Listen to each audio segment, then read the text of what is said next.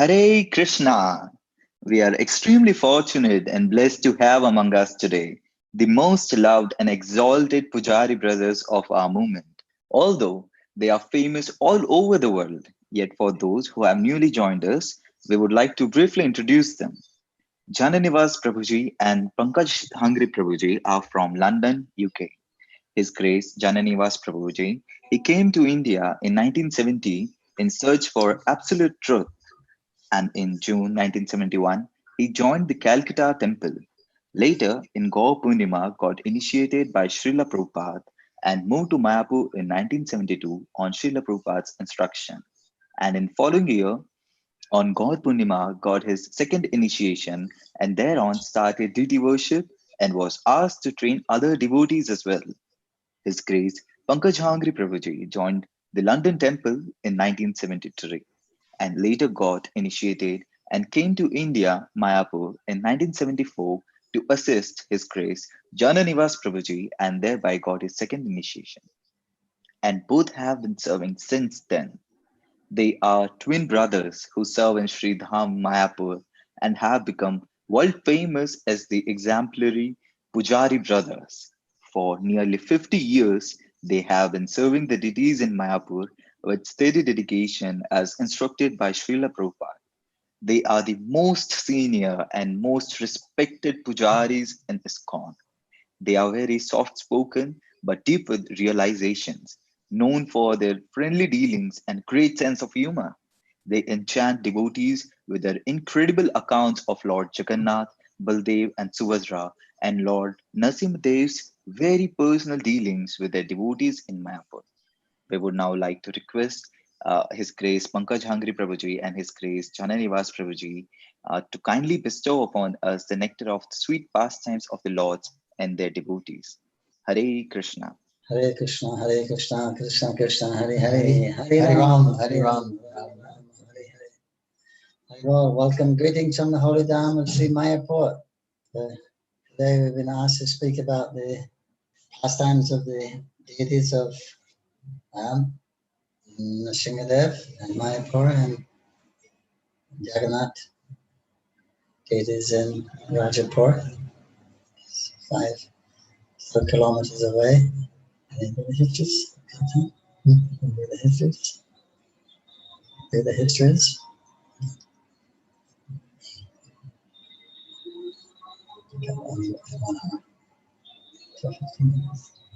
We started the worship of Lord Nrsimhadev in 1986.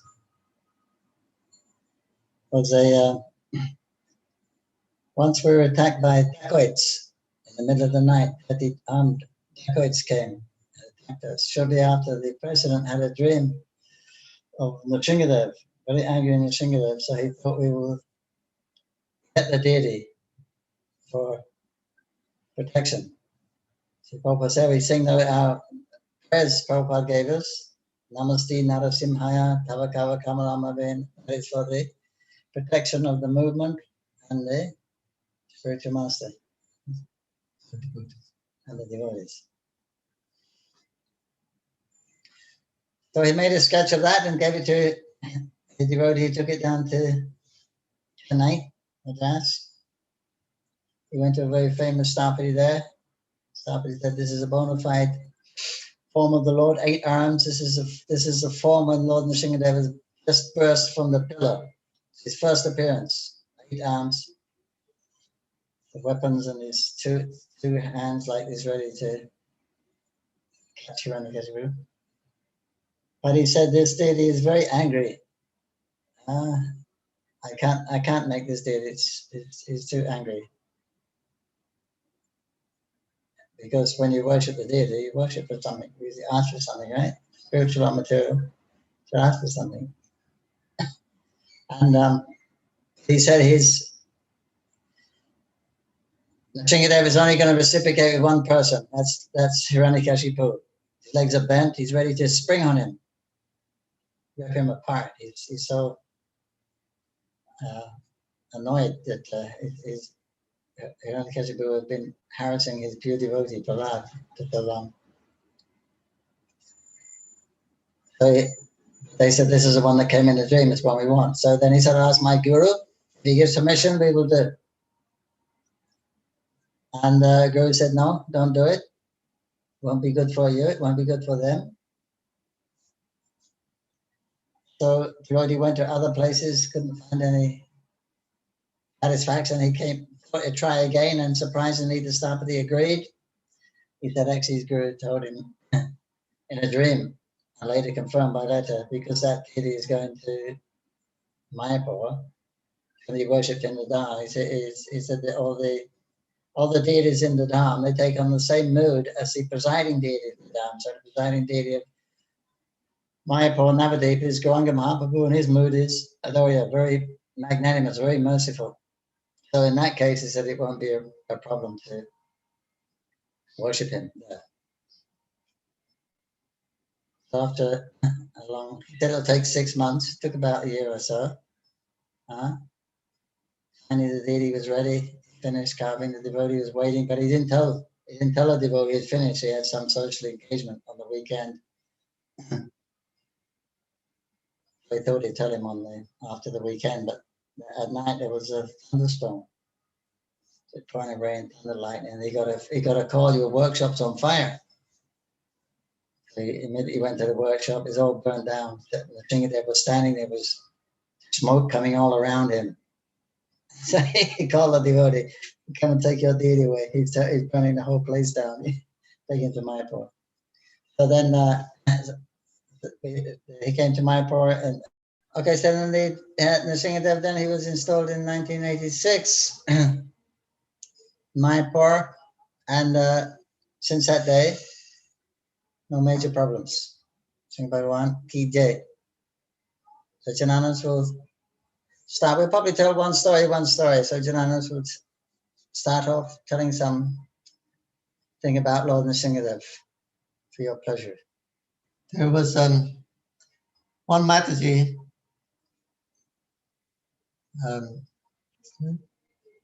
Atma Vidya Mataji. She had a pastime with Lord Nrsingadev. Lord Nrsingadev Bhagavan ki jai. So she was paying her obeisances to Lord Nrsingadev in the temple, and she heard a voice like from within, and he said that, tell the pujaris to give back my eyes. She had an eye problem since she was a young girl, and she was asking Lord Nrsingadev, if you remove my problem, then I can serve you much more nicely. I won't have any difficulty in serving you. So then she was thinking, what was that? It was just a voice, a sound. And then again the voice said, no, tell the pujaris I want my eyes back. And what had happened was that we had some devotee, he was collecting some semi-precious stones, and he had some cat's eyes. Tiger light. Tiger light. Tiger light. Tiger light, yeah. That's a semi-precious stone. So he said, can you offer these to Lord Nrsingadev? They look really great on the thing. So we tried them on Lord Nrsingadev, and they were big, brown, and they were nice. The devotees, we liked it. So Lord Nrsingadev said to her, don't worry about your eyes. You just go up the pujari room and tell him I want my eyes back. Don't worry for your eyes. So then she come to see me, and she asked me, and told me what had happened. And I said, okay, I will discuss this with the other authorities. So many people have different dreams and visions. We can't act on everything. Sometimes we have deity nightmares. We can't act on that the deities are gone, the deities are broken, and things like that. So we can't act on anything we hear. So anyway, we were discussing with other devotees, and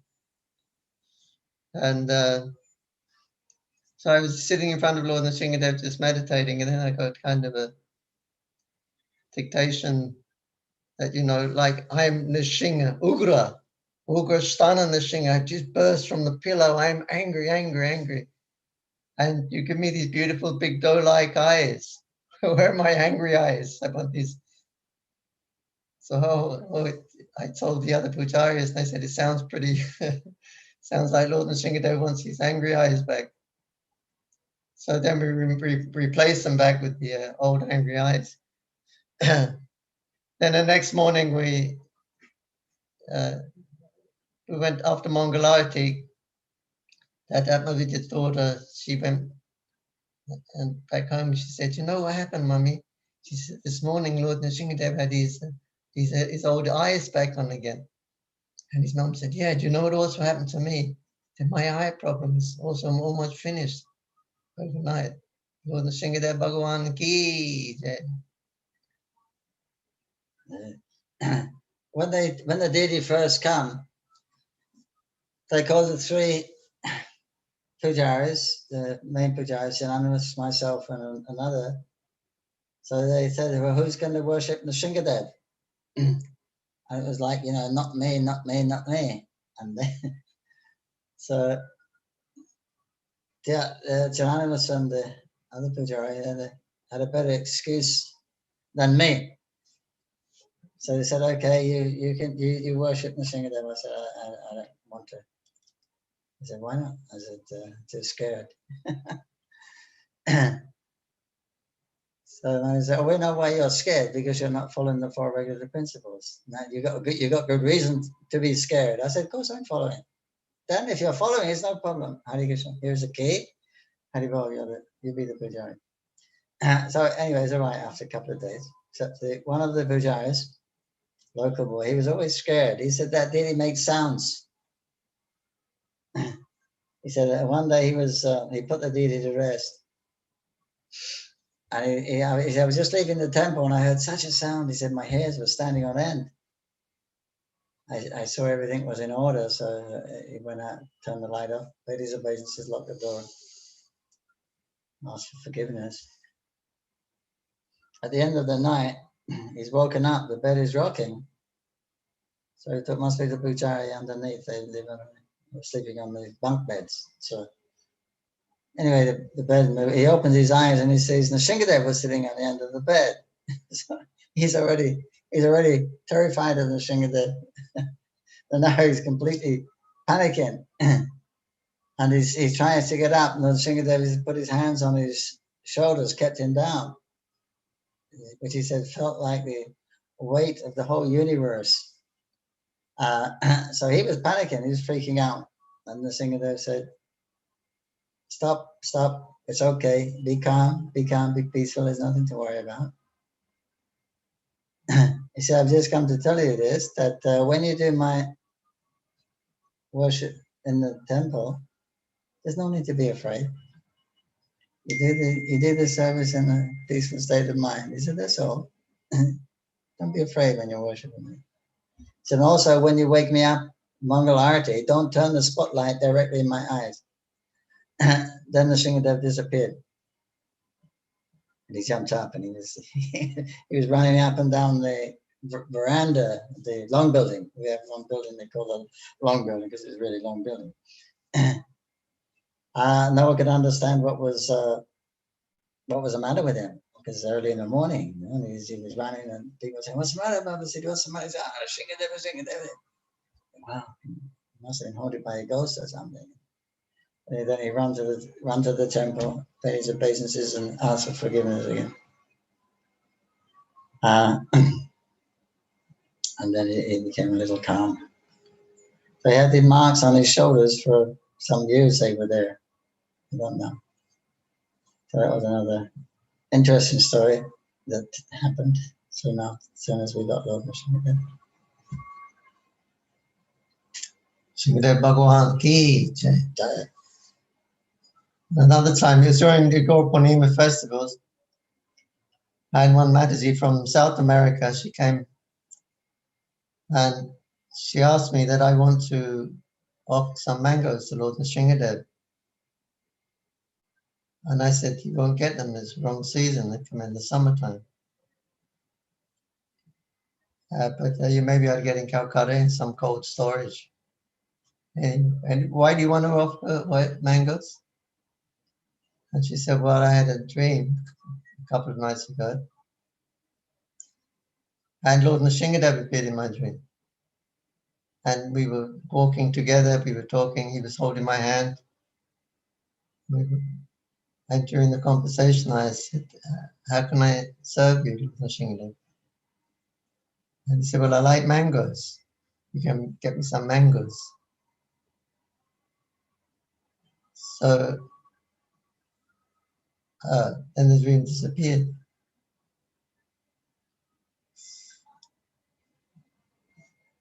Anyway, later on, after a few days, the festival just officially finished, Gopurnima festival.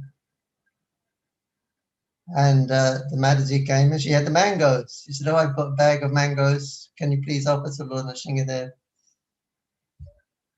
So I said to the pujaris that this Mataji, she's so fortunate, so lucky. Lord Nrsingadev personally spoke to her, he held her hand, gave her some instructions. She's so fortunate. Then Mataji said, but there was more to tell you. I didn't tell you at the time because my Guru Maharaj said, don't tell anyone, don't say anything. But I can tell you now. And Lord Nrsingadev said to me that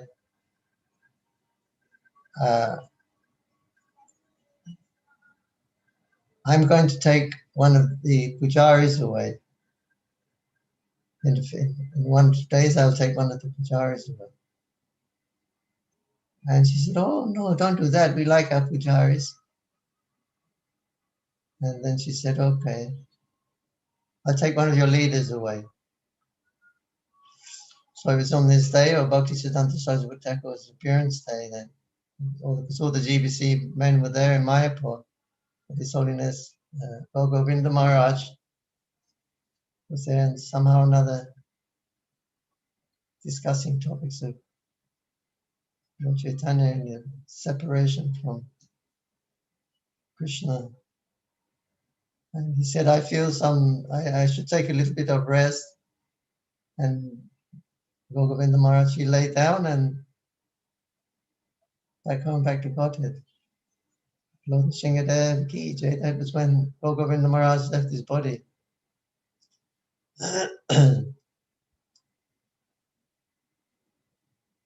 Govinda Maharaj Ki Jai. Lord Nrsingadev Bhagavan Ki Jai. Hare Krishna. Next Pankajanghri. Continue. Yeah, one matter he was making the garland, Tulsi garland for Nrsingadev every day. Big garland. It used to take about 3 hours. I gave her some prasad of Nrsingadev. It was a false nail. You know, like the Matajis wear those false fingernails, stick on. So sometimes we put them on Nrsingadev. And so anyway, I gave her one. I said, Mahaprasad. And she made a hole in it and put it around her neck. And the next day she told me, she said, last night Nrsingadev came in my dream. And he put his nails in my heart. And he pulled out this black, yucky stuff. He said, you see this? He said, this is not love, this is lust. He said, and there's more there. What shall I do with this? So she woke up, she was startled. And she went to the temple next day and told him to throw it far away.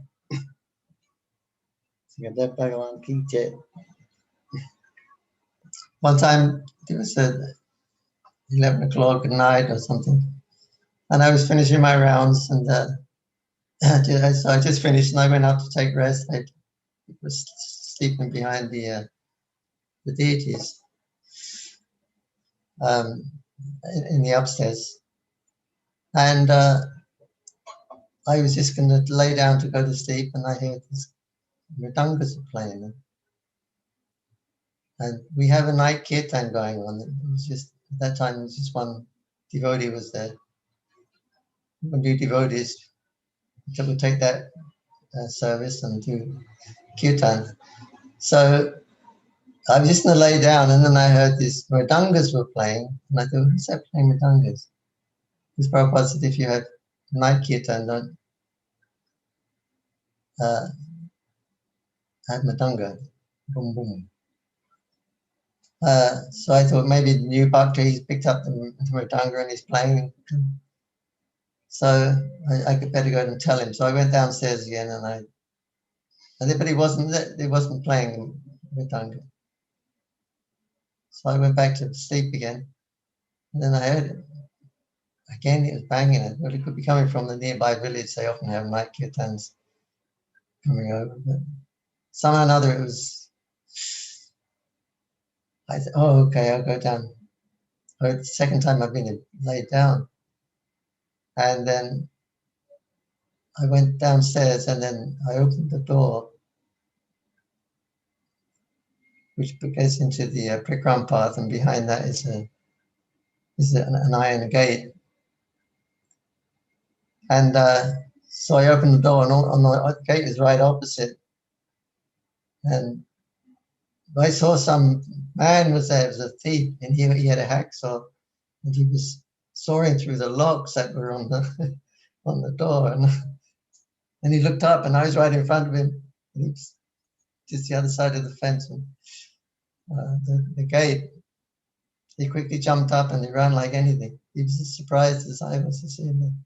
But I just could feel the presence of Lord Nrsimhadeva at that time come to save the situation. I guess where he was breaking in, all the sound box material was being kept there. So I guess that he wanted to take some sound instruments or something like that. But anyway, I felt, usually I wouldn't have got up first time. 2 times I didn't get up. At the third time. So I could feel at that time the presence of Lord Nrsimhadeva. He come to save the day. Lord Nrsimhadeva Bhagavan ki jai. So this one devotee from Delhi, student, he came to Bhakti Shastri, and he got chicken pox. So chicken pox is very contagious.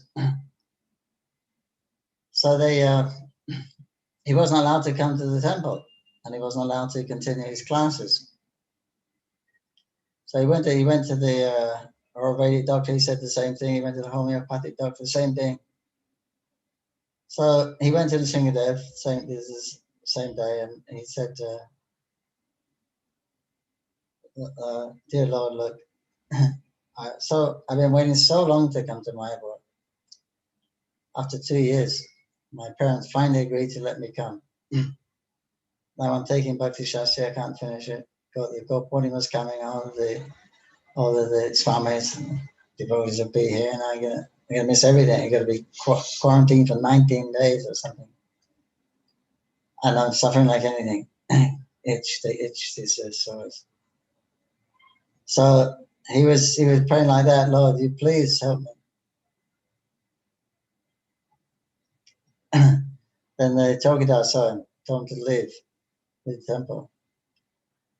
So he's really disappointed. Anyway, next morning he woke up really early and he took a bath, which you're not supposed to do, apparently. Because you get all these black spots coming over you. And he took a shower, and all the spots washed off, and he was feeling great. That doesn't happen. It takes weeks and weeks for those spots to go away. And he was fine.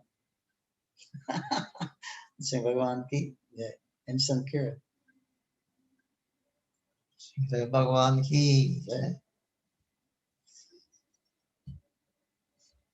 When Lord Nrsimhadeva was first installed, he was quite lively, So one evening he went down to the road. Tell me to see.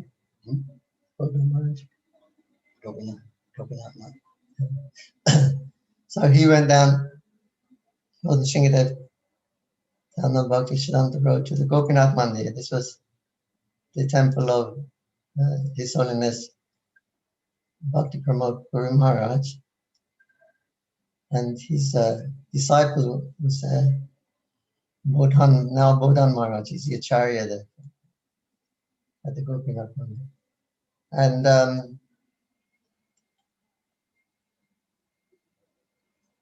anyway, Lord, he was because he was Nishinga Chaturdasi, that's right. So he was staying up chanting, and kind of at the end of the night he was kind of dozing off, and then he looked up and he saw Lord Nishingadev was sitting in his room, and so he told us that this Lord Nishingadev was there. He said it was your Lord Nishingadev in my Pachandadaya Mandir, and he had that red dress on he wears, and he was just sitting in my room. He told his Guru Maharaj, Guru Maharaj, he told him you should go and receive mercy of Lord Nishingadev. You should go and offer some worship. So the next day, Bodhan Maharaj came and he told me what had happened. Lord Nishingadev appeared in his room to give him his mercy. Lord Nishingadev Bhagavan ki. This story was in Taiwan. Mother daughter, they were devotees. The husband, he wasn't interested at all in Krishna consciousness. Didn't know anything about it. Didn't want to know anything about it. But he was dying on his last stages of cancer in the hospice, and they were playing Prabhupada's tapes, chanting Hare Krishna and giving some prasad, and they had a picture of Nishingadev from Mayapur Nishingadev. So his wife was praying to Nishingadev. My husband is a good man, nice man, but he's just not interested in spiritual life at all. But now he's leaving his body. Who knows where he's going to end up? So you please show him some mercy. They're in the room. Father is he's going in and out of consciousness, in and out of coma. So he's there. His eyes are closed, but he's conscious because his finger is tapping on the bedstead, and his ring is hitting it again, ding, ding, ding, ding, ding, ding, in time with the kirtan, so they can understand he's hearing that kirtan. And then he says, "Well, who is this big man who came in the room? His eyes are closed." So I said, no one here, just us. No, there's a big, you don't see him, he has a face like a lion and long fingers. So they looked at each other and said, well, that's not Nishingadev. And he said, Nishinga who? Yes, he said he's not in his head in agreement. It's him. And he's talking. You can hear him. Can you see him? His eyes are closed. Can't you see him? Well, okay, you can't see him. But he's telling me something. He's talking to me. And he said, he's saying this mantra. And then he would disappear. Well, now he's gone. Where did he go? Who was that? He said he told me that this mantra they're playing, you should chant that mantra. So he said, what is that? He said, who was that? And I said, that was incarnation of God. That was Lord Nishingadev. He said, what was that mantra? So then they taught him the Maha mantra. So he began to chant, Hare Krishna, Krishna Krishna, Hare Hare, Hare Ram, Rama Rama, Hare. That night he left his body very peacefully. And they're having a condolence, and some of the hospice workers came there. They invited them. They said that room where your husband left, a very special feeling there. We don't use that. We go and sit in there sometimes. It's a very nice, a very special feeling. And also with the body, when it was burned, it was a jade color. It says usually the ashes are like black and white. It was that mantra. What was that mantra? Can we also chant that mantra? So then they taught them the mantra. Saying Bhagavan keep it. And so even he wasn't a bhakta, he wasn't a devotee. He never heard. He didn't know anything. But Krishna says if you become a devotee, you take care of all your family problems, and 19 generations also backwards he'll deliver. So it's a very interesting story. Sing Bhagwan ki, yeah. She tells some story. Jagannath. Okay, we'll tell some of the pastimes of Jagannath. Jagannath Swami ki Jai. jai. Jagannath Balaram Subhadra Maharani ki jai. Okay, the Rimantadripa, one of the 9 islands of Navadvip. The place there is called Rimantadripa. Most of you have been there to Mayapur Prikram, so you know. The Chankazi's Samadhi is there. So that place is non different than Jagannath Pur. It's non different than Mathura. Because King Kamsa he appeared as Chankazi in Golil. So his palace was there, just as Kamsa's palace was in Mathura. Kamsa's palace and house was there. And so when you leave that area of Mathura, immediately there it's Jagannath Puri. That place is non different than Jagannath Puri. Lord Nityananda Prabhu was instructing Jiva Goswami on the Prikram that this place is non different than Jagannath Puri. Sometimes Jagannath manifests himself here and sometimes he's unmanifested. But he resides here eternally. And so there's some histories of the appearance of Lord Jagannath in the must be 8th century, I believe. Anyway, there's one demon, Yavana, Malecha, and he attacked Jagannath Puri by ship. So Jagannath, on the plea of being scared, he told his pandas, "You should take me away from here. You got to take across land. You take me away. This ferocious demon is causing terror everywhere." So the pandas, the deities, they carried Lord Jagannath away from Puri, overland, and then they got to Navadvip, and they said, "Well, this place is so beautiful here. Let's stay here and worship Lord Jagannath." So they settled at Rimantadripa, and that village is known as Shabaradanga. The Shabaras are from the time of King Vishwavashu, who are the deities. They served Lord Jagannath. So that village bore their name. They settled here and made a village and worshipped Lord Jagannath in secret. That village still is there with the name Shabaradanga. And Jagannath's village was Shondanga. And it's also mentioned in the Madalapanji, which is a book of Lord Jagannath's predictions about the temple, etc. And it's recorded in there also. The Pandas use this book, Madalapanji. And it tells how Lord Jagannath came to, they say Shonpur, Shondanga, but that place is still there, Shonpur. A little bit changed, Shonpur, but that place is also there. So anyway, they stayed there for 140 years. They were worshipping Jagannath in secret. Then one king, Yayati Keshari, he come and he conquered again. He drove out the Malechas and established, they brought Jagannath back from Puri, from Mayapur, and started to worship again. They invited Shankaracharya, who was that during that period he was conquering India with his Mayavad philosophy, and he was invited by Yayati Maharaj to reinstall the deity. So they installed Jagannath again according to the Tantriki system, because Lord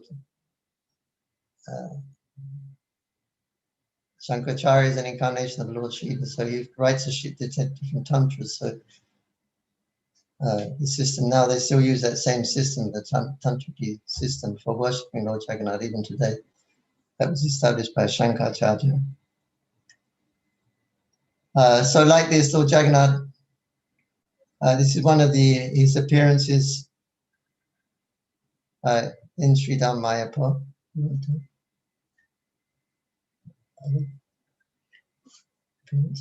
During the time of Chaitanya Mahaprabhu, when Mahaprabhu took sannyas, then the devotees from Bengal, they would walk to Puri every year and see Mahaprabhu there in the rainy, stay there for the rainy season, Rath Yatra, and stay there for some time in Puri. See, so one devotee came blind. Obviously, he couldn't go because they went by foot at that time.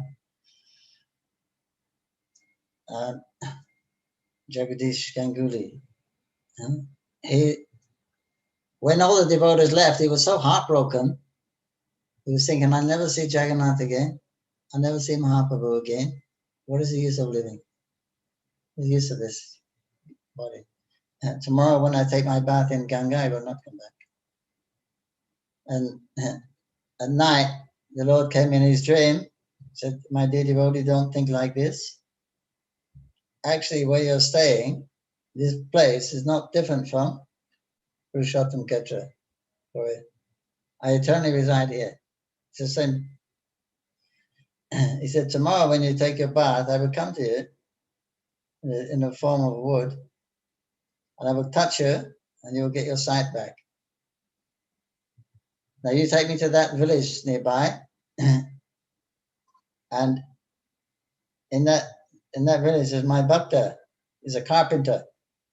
Now you get him to cut this wood, you make my form of Lord Jagannath. He'll refuse. He'll refuse to do it, but you have to convince him. So that happened. The miracle happened. They've taken his bath, the Lord touched him, he got his sight back, he was ecstatic. He went to the village, told him the story. They found the carpenter, the bhakta, he had leprosy. He said, how can I carve a divine form with his hands are all contaminated? Not possible.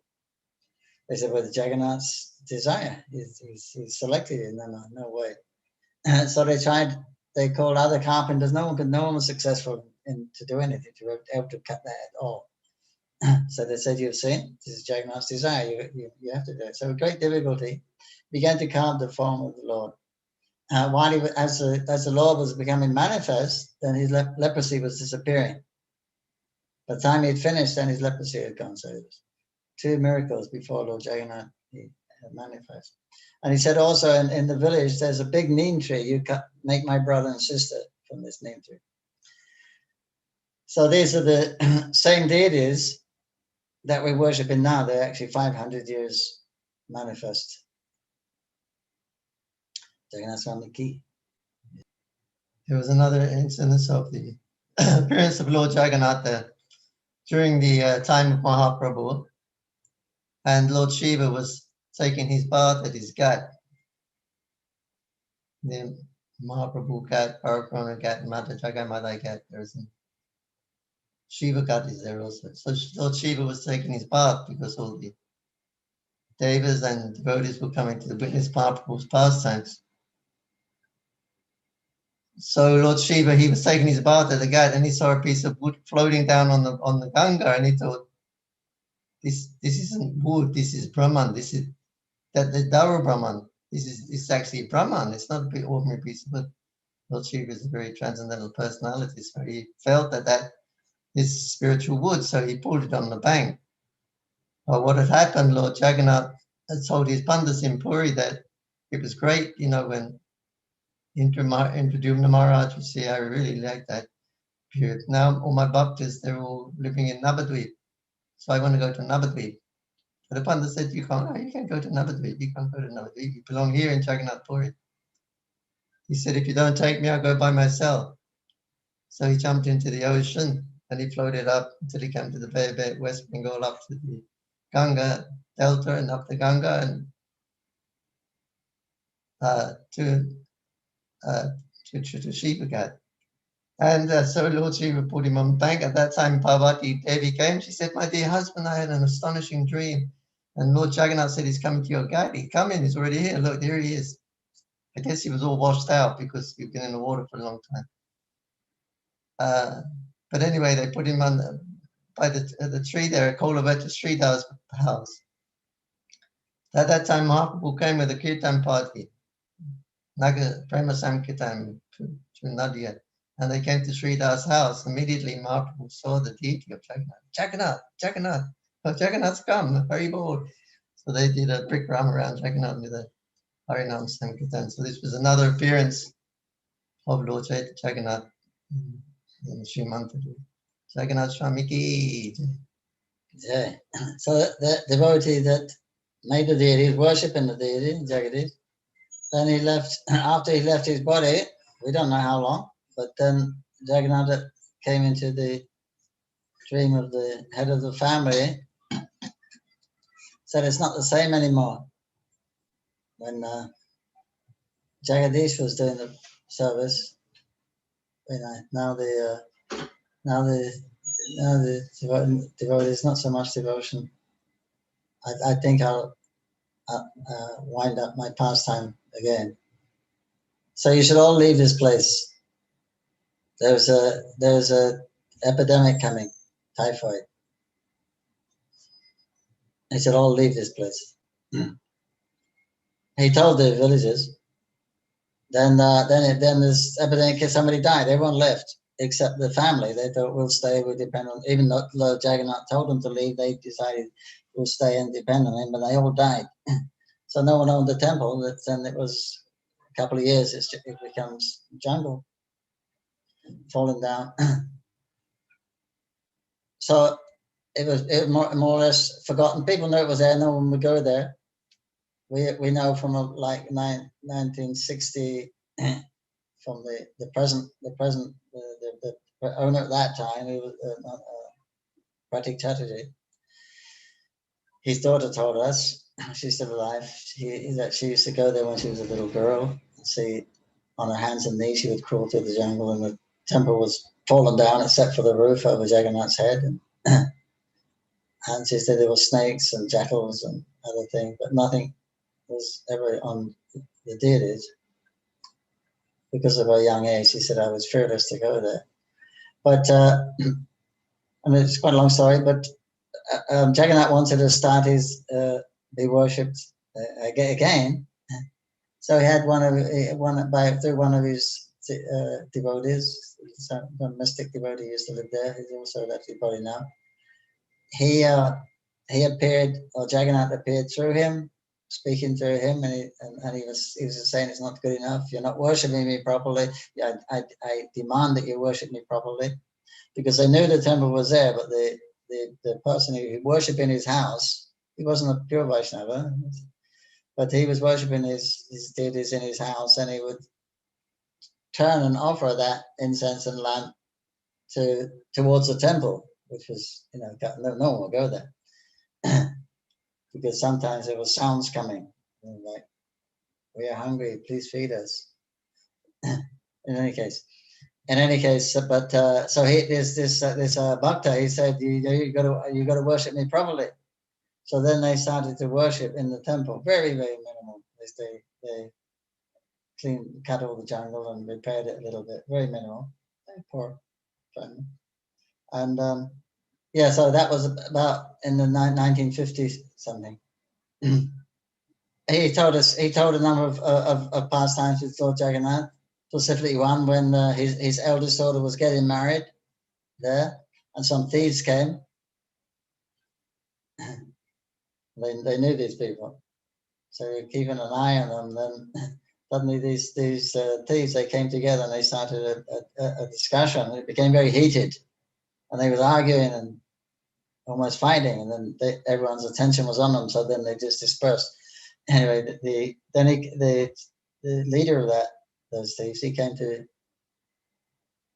Pratik's house, and he said, I'd like to tell you something. He said, that night of your daughter's wedding, we actually came to rob you. He said, we're just planning how to do it. He said, and I saw this light was coming from the temple of Lord Jagannath, and it was hovering over your wedding party.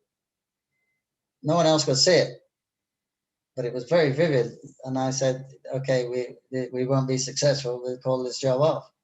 Well, some of them didn't want to do it. I said, no, we're here. Let's do it. I said, no, it's not going to work. There's something extraordinary here.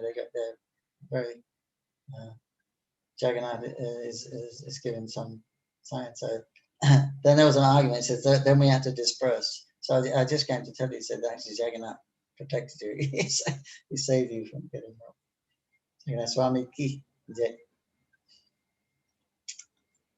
So when the land was handed over to ISKCON,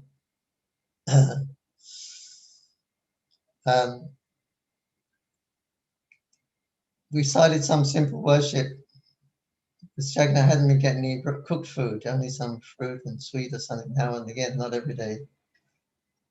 And so we said, well, we had no facility there, so we thought, well, we'd cook for Radhamadava over here in Mayapur, and then we'll make a tiffin, and we'll take some to Jagannath and try to start. Otherwise, there was no facility there. So for a couple of days, we started to do this, and Pujari would go on a bicycle and make some Rajbhog offering. And then Jayapataka Maharaj, he approached us and he said, listen, he said, all the legalities of this land and everything like that, hasn't been properly sorted out yet. So don't do any worship, don't start anything yet, because if we start and stop again after, it won't be nice for Lord Jagannath. Wait until all the legal stuff is cleared and then we can begin worship. So we said, okay, Maharaj, we won't do any worship. But he didn't know already for a few days we have been worshipping, which I've been making an offering. So the worship stopped again. And then the Pujari, he had a dream. And in the dream, he went to the temple and opened the doors, and there was no deities there.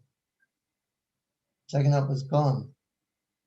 Then he was looking around, and he saw Jagannath, Balaram, and Subhadra. They were running across the fields. Oh, Jagannath, Balaram, come back. Come back, come back. They said, no, we're not going back there. They don't give us anything to eat. We're going down to Radha Madhava's place, get some nice Mahaprasad from Radha Madhava. Jagannath Swami Ki. So another time the Pujari, he bought the boga and the tiffin. He made the plate. Then he realized he didn't bring any tulsi leaf. What to do? There's tulsi growing here and there, but that temple was so dilapidated. It was so broken down. You couldn't even close the door properly. So he was thinking, if I go and pick tulsi, then the dog may come or the children may come in. So then he prayed to Lord Jagannath. I know you probably that you say that you don't accept any offering without tulsi, but please understand the circumstances. You please accept it anyway. So then he made the offering, and then when it was time for the arati, he went to take the bulgur off, the prashadam off.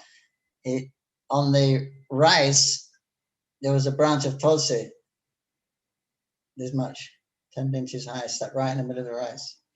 Jagannath Swami Ki. One sannyasi, he was going out preaching. He had some Shalagam Shilas and a Govardhan Shila. So he approached the temple and he said, can you put them on the altar? I'm going out traveling and preaching. They said, okay, Maharaj. So they put them on the altar. After a couple of days, Lord Jagannath appeared to the Pujari in his dream. And he said, ever since his Giriraj Shila has been here, he's eating all the bogas. He said he doesn't even wait for it to be offered. He doesn't wait for Pujari to make an offering. As soon as he brings it in, he starts to eat. And he eats all the sweets first. And he's very quick. You have to do something about this, Giriraj. So he woke up and we went to tell Jayapataka Maharaj. We had a little complaint here from Jagannath. So then Jayapataka, so we better make another plate for Giriraj, a special plate. Then he won't be attacking Jagannath's plate. So then we made another plate. We have a brass plate and he has his own separate plate and offering. And after that, there was no complaints from Lord Jagannath. Jagannath Swami ki jai. But before we got the temple, they'd only make one. They only cook it for Jagannath once a year. He'd get rice. They weren't even doing that. We're just offering some patosha and fruit. Then when some devotees came from Puri to take birthplace of Mahaprabhu's Jamastan, and they said, "There's any Jagannath temples here?" They said, "Yeah, there's one at Rajapur." Before we had it. So they went there and they worshipped Lord Jagannath. Jagannath spoke to them, "My dear bhaktas, this, you see this place, not like Puri. They don't feed us here. So they're very poor. So you're our bhaktas, you know what we like. If you can arrange a chapan bhog, we'll be very pleased. And very soon the Shnanyatra is coming. If you can arrange a feast on that day, we'll be very pleased with you." So they did that. They made this big chapan bhog on Shnanyatra. So that became a standard. There was only one meal a year, main meal. I see it. So now he gets every day his chapan bhog. That's why we keep there.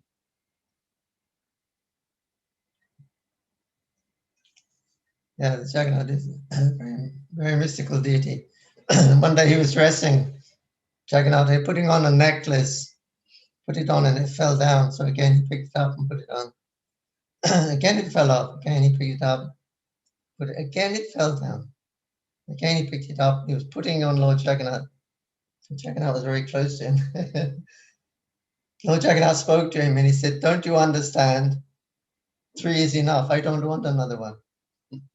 Jagannath Swami ki jai.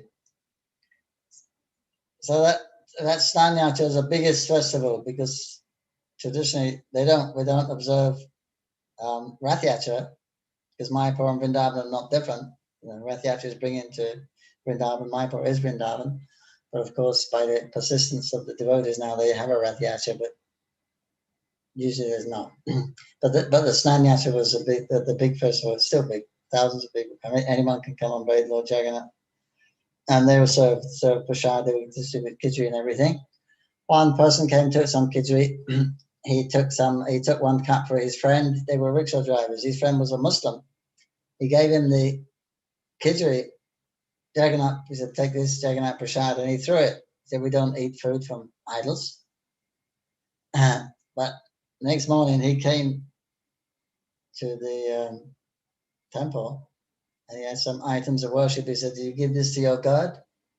He said, "Please, and can I have some of that khichdi from yesterday?" So Pujari said, "We made an offering. I got some fresh prasad. I'll give you." No, I want this khichdi from yesterday. So I said, "Why you want yesterday's prasad?" He said, "You're a Muslim. What's going on? You're making these offerings. What's going on?" So he said, "I will tell you a story, my story." He said, "Such a fearful, almost lost my life. Last night in my dream, this white God, he came down and threw me on the floor and he was sitting on me and beating me. Very angry. He was very angry. He wouldn't stop, and I would say, "Stop. He wouldn't stop. Said, please, please have mercy on me." And he said, "Mercy? You're asking me for mercy? My brother is the most merciful. He appears, because rascals like you can't see him, he appears as a lowly piece of wood. And he says from Satyuga to Kali Yuga." Just for you people. And you especially worship him. He's especially noted for his mercy to his Mahaprasadam. And you had that Mahaprasadam and you threw it and you're asking me for mercy? I'll show you mercy. I've got a new body. He said very fearful. He was very angry. And I thought I was leaving my body. And that yellow one, he said, she was laughing. She said, "Very good, kill him." The black one is also laughing. He's learned his lesson. Just let him be. It saved my life. So otherwise, I'm sure I would have been finished. So if you could find some of that khichdi, I'd be very, very grateful. So they managed to find some yesterday's khichdi for that fortunate soul. Jagannath Swami ki jai. Yeah.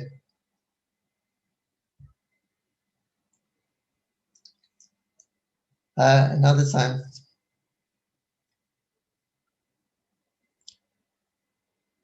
again, this is a Jagannath person who spoke to the pujari.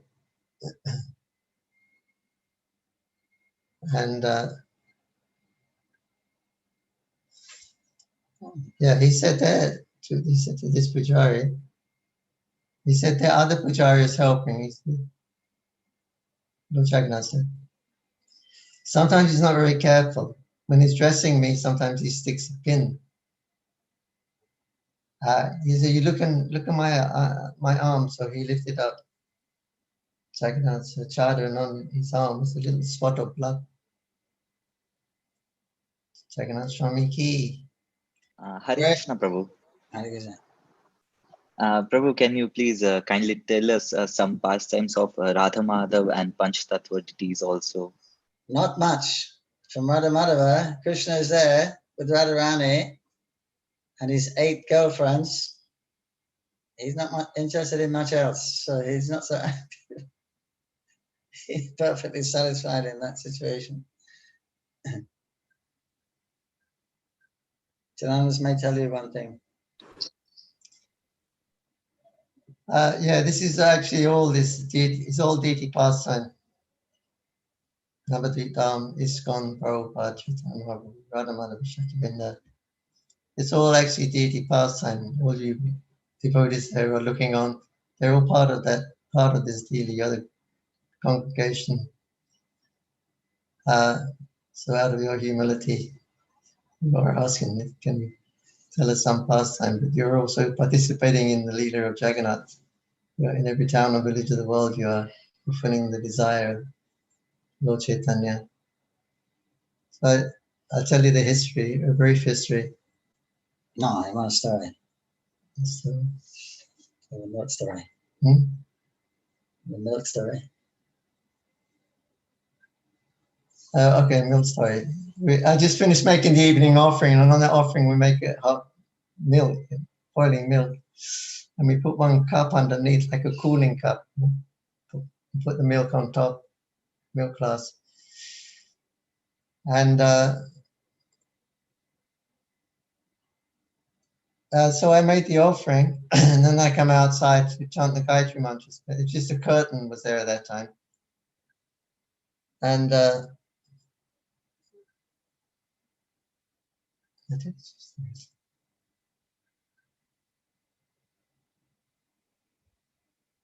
oh yeah, that's right. Then I remembered.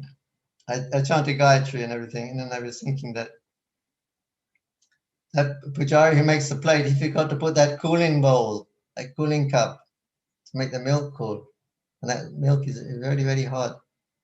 I hope Krishna doesn't burn his fingers and his mouth. And right at that time, there was some clunk, like a clunky, yeah, like some clunky sound coming from the theater, because I was just behind the curtain. And what's that sound? And then when I went back in to take off the offering, I saw all the milk had been spilled all around the glass. Jagannath, Radha Madhava ki jai. And it happened again like that. I was there.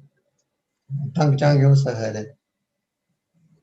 And another time it was that Govardhan Puja? Yeah, it's Govardhan Puja.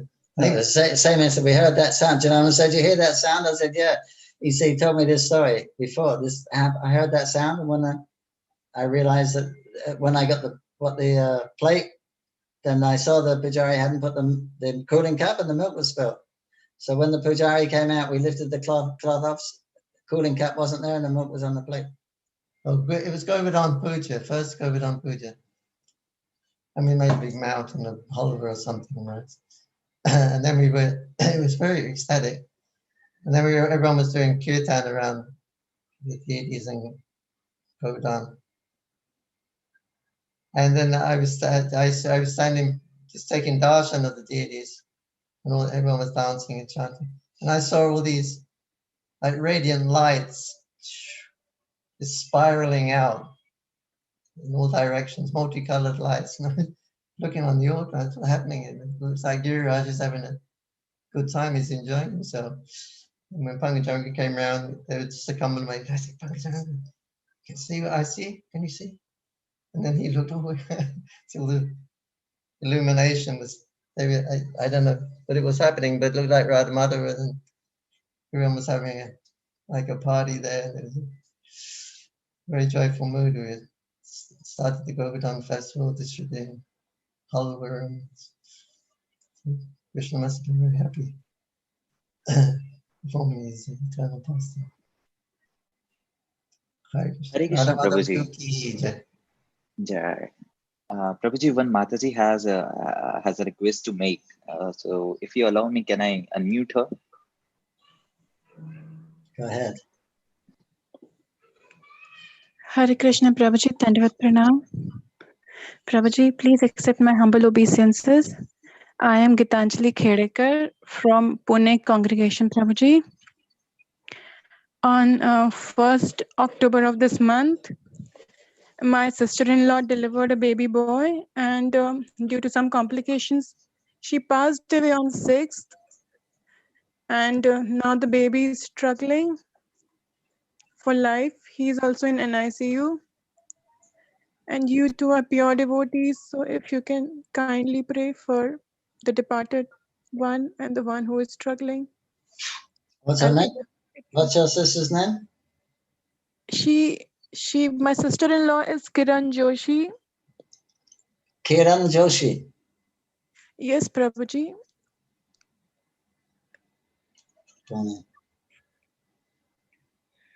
And the newborn has many complications and is in an ICU.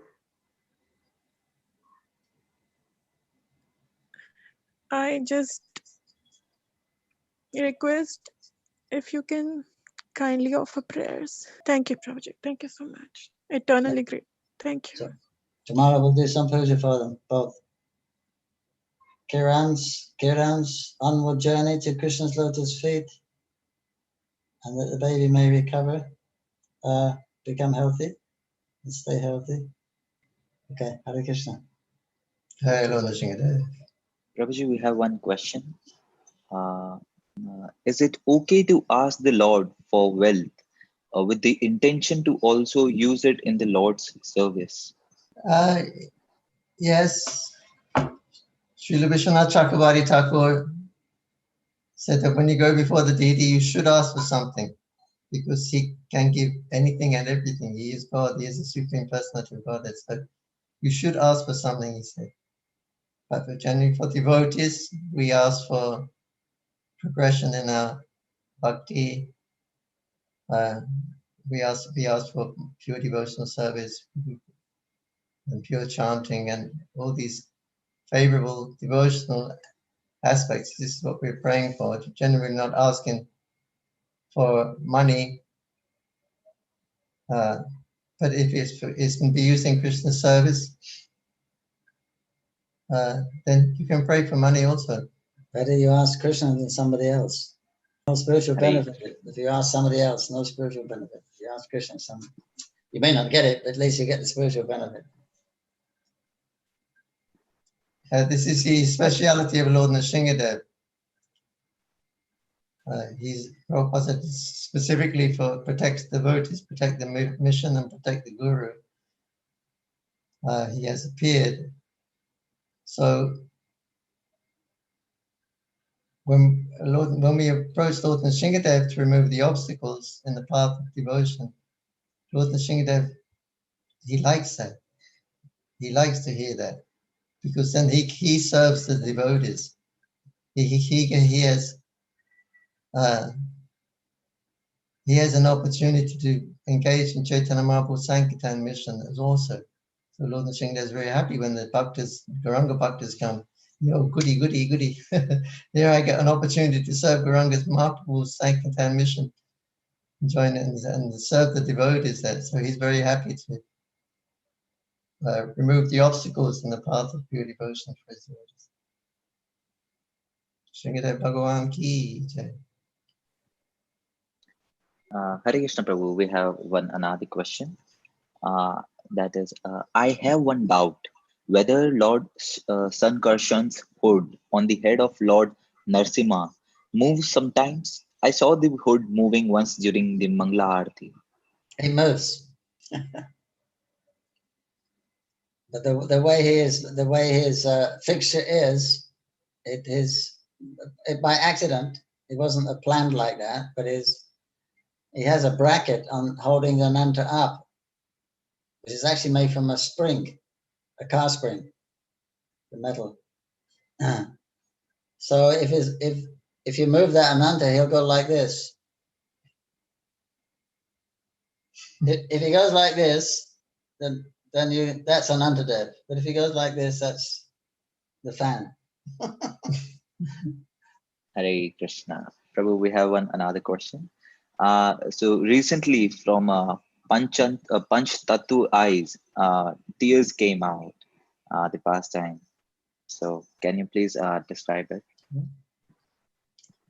Water came out of his eyes. You want two different stories or one story?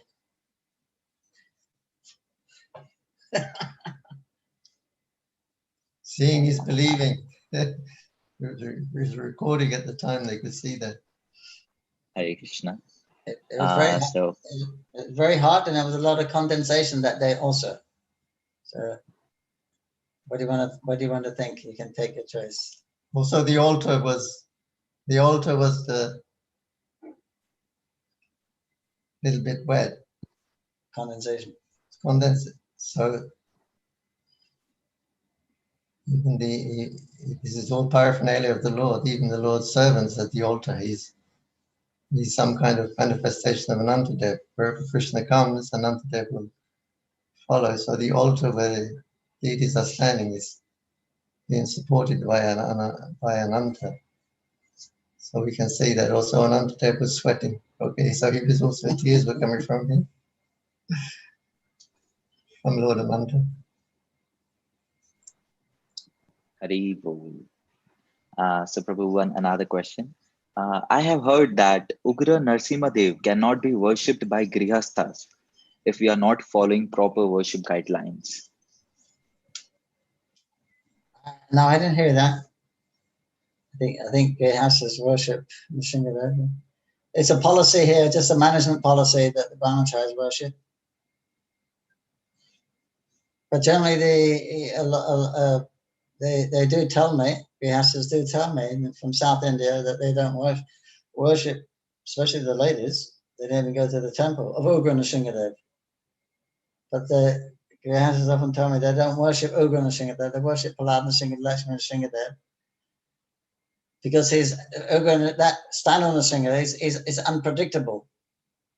So Grihastha means they want stability. That's why the Grihastha ashram is there. So if you worship Stanu Nrsimhadev like that, it's unpredictable what will happen. So generally they don't. But I don't think there's any rule. They never generally worship Lakshmana Nrsimhadev.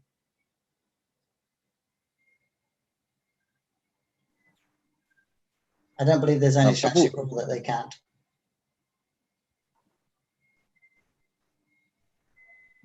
You may end up under a tree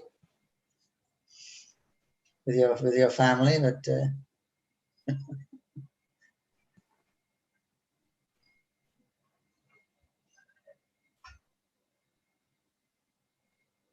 Hare Krishna Prabhu. One last question. Can you please tell us simple tips to please deities at home?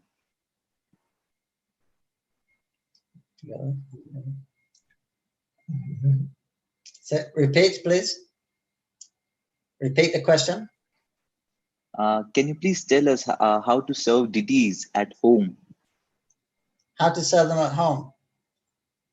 Same as in the temple, with love and devotion. The difference between home worship and deity worship is that temple worship. Temple worship. In the temple, the deity has his schedule. It's very strictly followed. Everything is revolving around the deity's schedule. But in the household, then everything revolves around the householders. Because only when they wake up, Krishna can wake up. Only when they cook, Krishna can eat. So that's the basic difference. Deity, the deity will follow your schedule in the home. So you can be as simple as you like, or as elaborate as you like. But try to you make a schedule, a standard that you can, you can follow. It's going to be easy. It's not going to be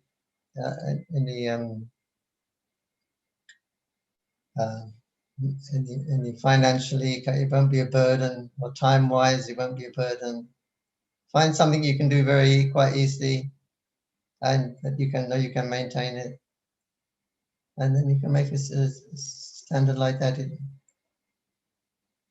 And it's often thought of like, just like here in Mayapur, or the Grihastha devotees who are living all around, they understand that Radha Madhava and Panchatattva, they're getting so much worship from through the temple, and they see that the deities in their house are actually expansions. They have pictures of deities, but they understand they're expansions of the deities in the main temple. It's like, so many, Jagannath has so many thousands and millions of devotees, so they understand that Lord Jagannath comes into their house from, or whatever their favorite deities, Radha Ramana or Radha Shamsundar, but everybody has their favorites, so they can understand that they're manifesting from the deity into their home. Hare Krishna. Hare Krishna Prabhu, we thank you so much for revealing this wonderful, heart-touching pastimes of the Lord.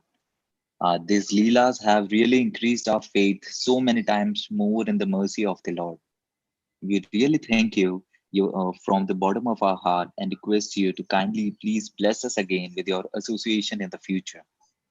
We would also like to thank all the participants, and in case you want to join us again in the future for more such wonderful seminars, then do join us on our social media platforms on WhatsApp, YouTube, Facebook, and Instagram, the links of which have been given in the chat box. We thank you all once again and hope to see you all with a webinar with His Grace Amarendra Prabhuji on next Sunday at 8 p.m. Hare Krishna. Hare Krishna. Hare Krishna. Jai Samay Padam ki jai. Prabhupada ki jai. Hey. Tony Bhaktivinoda ki jai.